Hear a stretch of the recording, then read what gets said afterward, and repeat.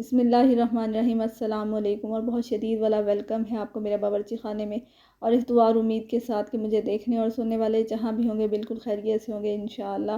और अल्लाह ताला से दुआ गो है कि इस बरकतों वाले महीने में हमारे दस्तरखानों में भी रौनकें और बरकतें नाजिल फरमा, आमीन सुम्मा आमीन।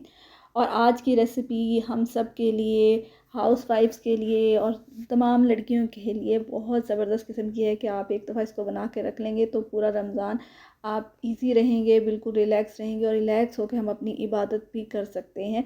टेंशन नहीं रहेगी कि आप ये नहीं डाला पकौड़े में, वो भूल गया, वो नहीं उठाया, ये नहीं उठाया। तो चलते हैं रेसिपी की तरफ। यहाँ 1 किलो मैंने बेसन ले लिया था, उसमें 1 कप भर के गया है कॉर्नफ्लावर का। कॉर्नफ्लावर इसलिए डालते हैं ताकि जो लोग ये थोड़ी सी कंप्लेन करते हैं कि पकौड़े बाद में नरम हो जाते हैं तो वो बाद में क्रिस्पी रहेंगे। और 4 चम्मच भर के इसमें गया है साबुत धनिया और ये 2 चम्मच भर के इसमें गया है ज़ीरा।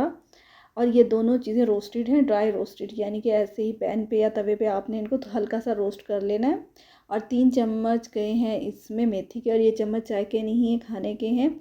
और यहाँ पे 1 चम्मच गया है अजवाइन का। अच्छा, अगर आप लोगों के पास अजवाइन उस वक्त अवेलेबल नहीं है या आप इसको स्किप करना चाह रहे हैं, किसी को टेस्ट इसका पसंद नहीं है, तो आप इसकी जगह 1 चम्मच ज़ीरे का मज़ीद ऐड कर दें, यानी ज़ीरा टोटल 3 चम्मच डाल दें।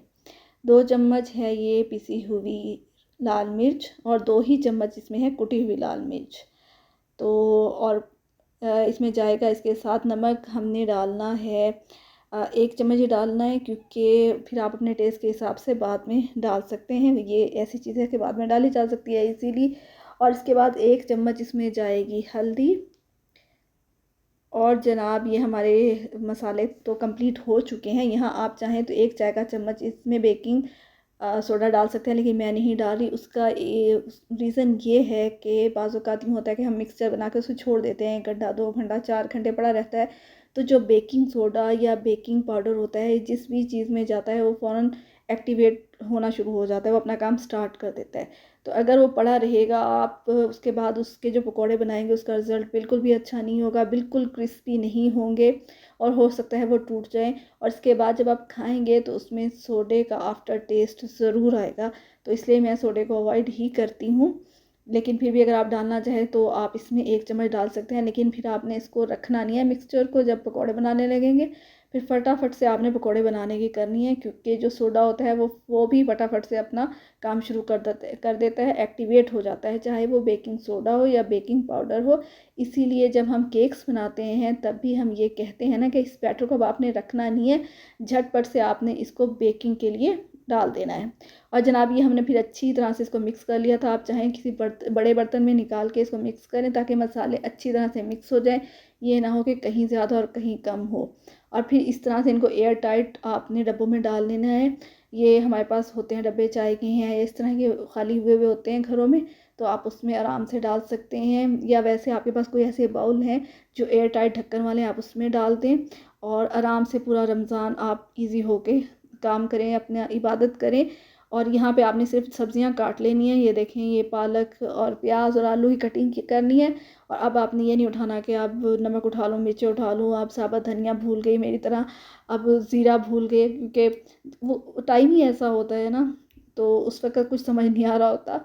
और फिर बस इसमें आपने ये अनारदाना शामिल करना है, या फिर मेरे पास लीमू था, मैंने लीमू शामिल किया है। और इसके बाद आपने ये मिक्सचर इसके अंदर डाल देना। और हाँ, नमक ज़रूर याद से डाल देना, क्योंकि नमक हमने कम ही डाला था। और बस इसको मिक्स करना है और हमारे पकौड़ों का मिक्सचर एकदम से हो जाएगा तैयार। और फिर इसको हम फ्राइंग के लिए डाल देंगे। ये जनाब हमारी आसानी के लिए है, ताकि पूरा रमज़ान हम इबादत सुकून से कर सकें। तो ये बना पड़ा होगा तो हमें बार बार चीज़ों को उठाने का झंझट होता है, वो भी नहीं होगा। और फिर ज़रूर हम कुछ ना कुछ भूल जाते हैं, तो वो भी नहीं भूलेगा। और एक और बात, अगर आप मैंने 1 किलो बेसन से बनाया तो आप 2 किलो 3 किलो से बना सकते हैं, वो अपना हिसाब होगा आपका। आप इकट्ठा बना के रख लें पूरे रमज़ान का, जितने किलो आपका यूज़ होता है उस हिसाब से फिर मसालों की क्वांटिटी को भी आपने डबल ट्रिपल करते जाना है, ठीक है। और ये पकौड़े बस देखें, हमने वो मिक्सचर डाला, उसको मिक्स किया और मैंने इस मिक्सचर में 2 हरी मिर्चें भी डाली थी।